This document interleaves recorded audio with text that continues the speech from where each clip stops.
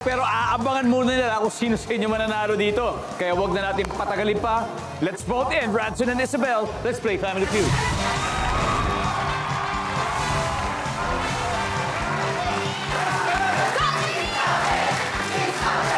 You got 6 answers are on the board right now. And here's the question. Magbigay ng salitang pwedeng mag-describe sa lambingan na mag-aasawa. Ranson. Mapagmahal. Mapagmahal. Nandiyan ba ang mapagmahal? Wala. Isabel, magbigay ng salitang pwedeng mag-describe sa lambingan na mag-asawa. Sweet. Sweet! Sweet!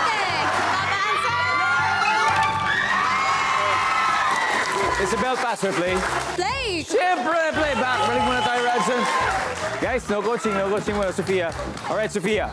Magbigay ng salitang pwedeng mag-describe sa lambingan na mag-asawa. Clingy. Clingy! Top answer yun! Nandyan ba ang pagiging clingy?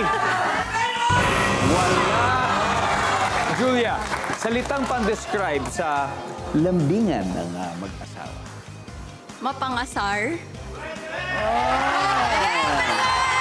Pangasal! Survey says... Okay, time to huddle. Okay lang. Joaquin, magbigay ng salitang pang-describe sa lambingan na mag-asawa. Yakap, pahag. Pwede! Mayakap. Yakap. That's the best survey. Wala rin. Okay lang yan. Okay lang yan. Sabi na to, Kuya Dong. Wala ba kayong mga nilalambing? Migs, magbigay ng salitang pwede mag-describe sa lambingan na mag-asawa. Masarap. Gibson. Awayan minsan. Awayan. Jamir. Sarap yung lambingan. Masarap! Grabe makasarap to. Radson, isang tamang sagot lang. Ang dami pa nito. Magbigay ng salitang pwede mag-describe sa lambingan ng mag-asawa. 3 seconds, Radson. Feeling ko ano yan, masarap. Nandyan ba ang masarap? Wala!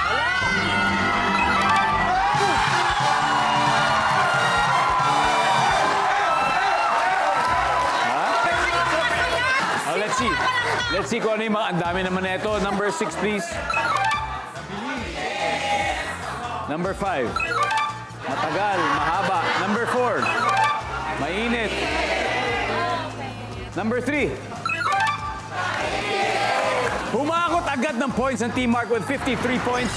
Pero umpisa pa lang naman, marami pang chance kumabol ang Team Jamie.